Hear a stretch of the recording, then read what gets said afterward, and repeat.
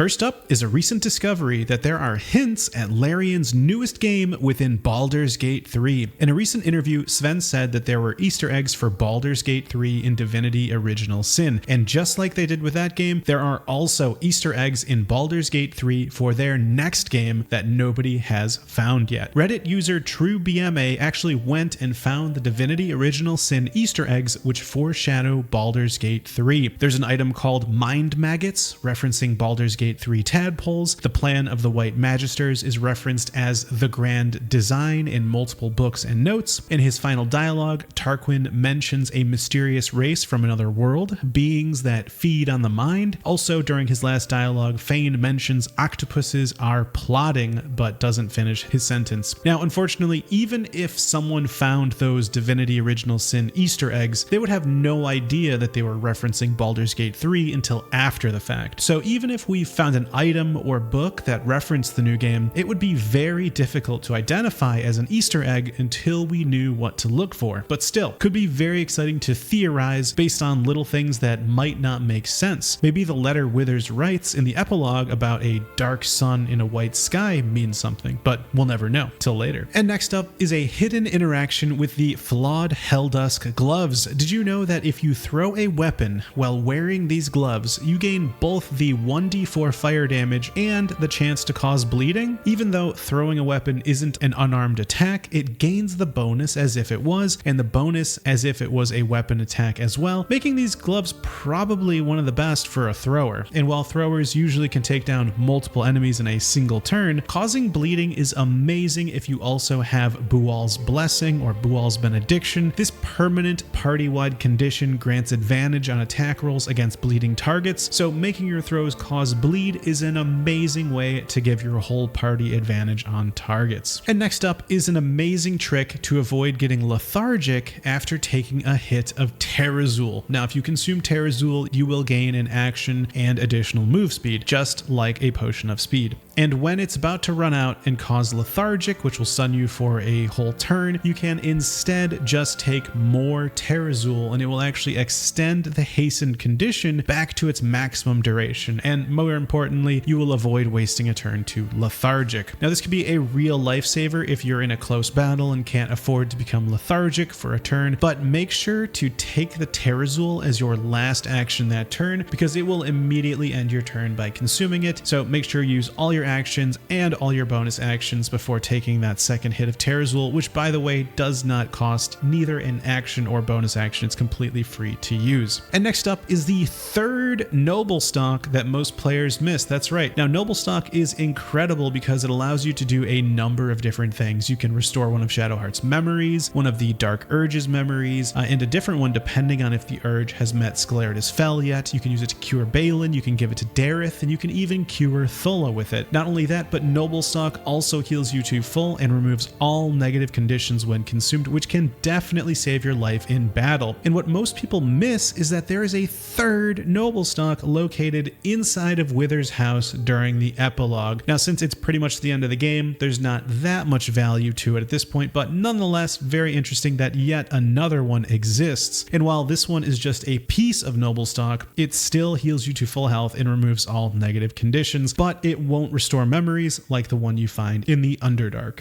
And next up is how to reduce the cost of earning the Anointed and Splendor condition, which grants +2 to all saving throws. So you get this condition by donating to a statue of a god in the Stormshore Tabernacle in Act 3. However, you can reduce the amount of donations necessary for this buff by going to Withers and changing your class. Once you're set at level 1, all it takes is 400 gold worth of donations to be allowed to pray at the statue each day and get the +2 to saving throws. Now, this is because in order to unlock this condition, you need to increase the attitude towards you of the statue to 100. So in Baldur's Gate 3, the amount of donations required to reach 100 attitude is actually scaled based on your level, just as if you were raising attitude with a trader. So next time you want to get this buff for just 400 gold, just go and change class at Withers to become level 1. Otherwise, if you're max level, it will require 4,500 gold worth of donations in order order to be allowed to pray and get the Anointed in Splendor condition. And next up is Honk, the character most players probably miss. Now, Honk works at the Singing Lute, a restaurant located in the lower city of Baldur's Gate. However, if you were to go to the Singing Lute, you'll only find Hank there. But if you really wanted to see Honk, you'd have to murder Hank. If you loot his corpse, you could even find a note from Honk confirming his existence. But the only way to eventually meet Honk is to actually go on a date with Karlach. Once on the date, you'll eventually be greeted by Honk, who will take your order. He's nearly identical to Hank, just like how you might assume based on their names, but it's a character most players would miss because you have to get rid of Hank and you have to romance Karlach in order to see him. And next up is a hidden ring that is way better than you might think. This ring grants plus 10 feet of movement speed, which is the equivalent of Longstrider. If you haven't casted Longstrider before, you need to try it. It makes a huge difference in the amount of movement speed your characters have, and this ring is essentially a permanent Longstrider as long as you wear it. And it also stacks with Longstrider in case you want both. Now, nothing sucks more than being melee and being unable to reach your opponent, so make sure to get this amazing ring. In order to get it, all you have to do is go to the Goblin encampment in Act 1 and find Crusher. You can kill him and loot it off his corpse, which is my preferred method to obtain it, or you can progress through dialogue, kind of giving in to him and,